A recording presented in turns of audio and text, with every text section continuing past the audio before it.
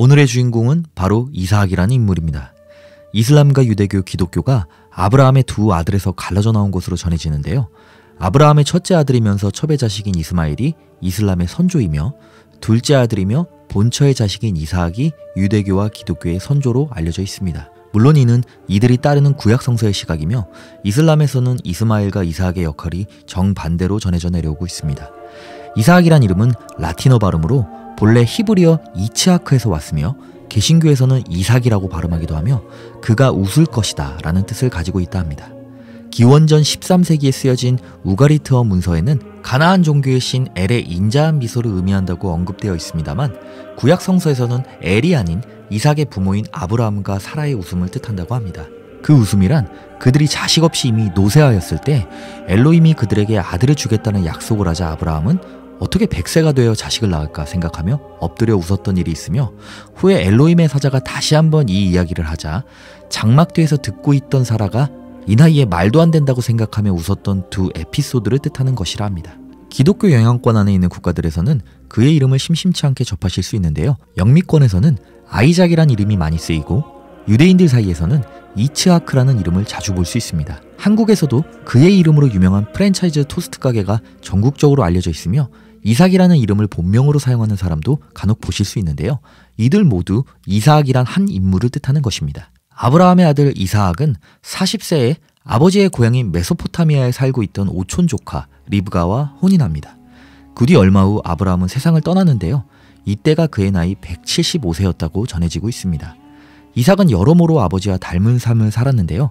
먼저 그는 아버지가 100세, 어머니가 90세에 태어난 자식으로 부모님은 그를 임신하기 전 사실상 아이를 포기한 상태였습니다.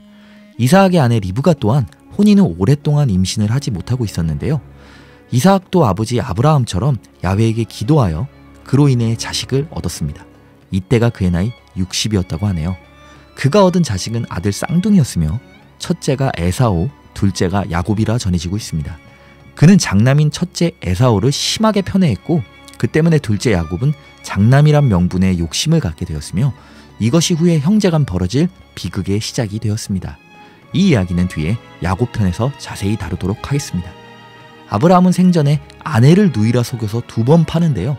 재미있는 것은 이삭 또한 아버지와 똑같이 그랄 사람들에게 아내 리브가를 자신의 누이라 속입니다. 이삭이 아브라함과 닮은 점 중에 무엇과도 바꿀 수 없는 가장 좋은 점은 바로 누가 먼저 칼을 들고 쳐들어와서 재산과 가족을 납치하는 수준이 아닌 이상 절대 다투지 않는다는 것입니다.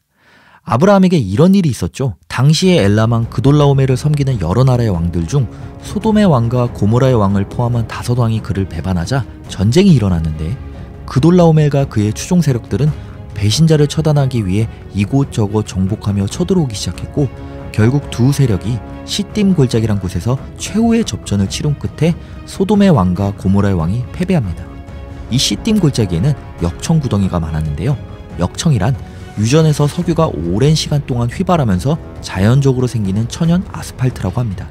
도망치던 많은 병사들이 이 역청 구덩이에 빠지고 나머지는 산으로 도망쳤습니다. 소돔의 왕이 패배하고 도망치자 그돌라오멜 세력은 소돔을 약탈하는데요. 이때 소돔에 살던 아브라함의 조카 롯도 잡아갑니다. 누가 죽일까봐 무서워서 아내도 누이라 속이던 아브라함은 이때 집안에서 기르고 훈련시킨 318명의 군사를 데리고 쫓아가서 그돌라오멜의 가신들을 박살내고 조카와 함께 모든 포로와 재물을 되찾아옵니다. 아브라함은 이 사건 외에는 평생 웬만해서는 남과 다투지 않는 사람이었습니다. 이삭 또한 그런 모습을 보이는데요.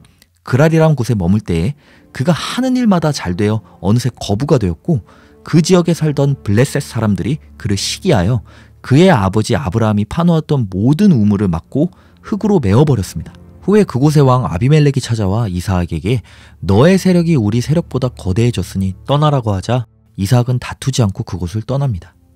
그랄 지역 근처의 골짜기에 머물며 그곳에 아브라함이 생전에 팠던 우물을 다시 팝니다.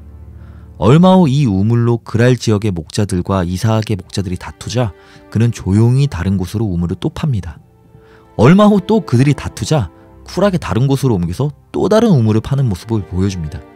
이 당시 기술로 땅을 파서 물을 찾는 것이 얼마나 힘든 일인지 상상해보면 그의 성격을 짐작할 수 있겠는데요.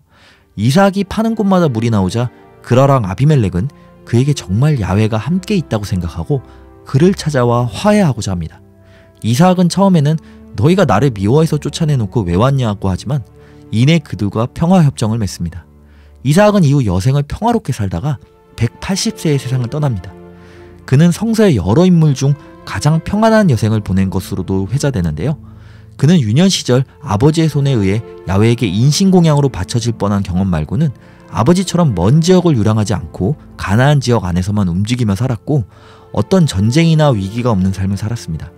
인신공양 사건은 야훼가 아브라함의 믿음을 시험하기 위한 사건이었고 이삭의 평탄한 삶은 이에 대한 보상이라 보는 시각도 존재합니다. 사람들이 어딘가에 이삭이란 이름을 사용한다면 그 대상이 이삭의 인생처럼 평안하길 바라는 마음이 깃들어 있다고 볼 수 있습니다. 이삭의 이야기는 여기까지입니다. 이어서 이삭의 쌍둥이 아들 에서와 야곱 편으로 찾아오겠습니다. 감사합니다.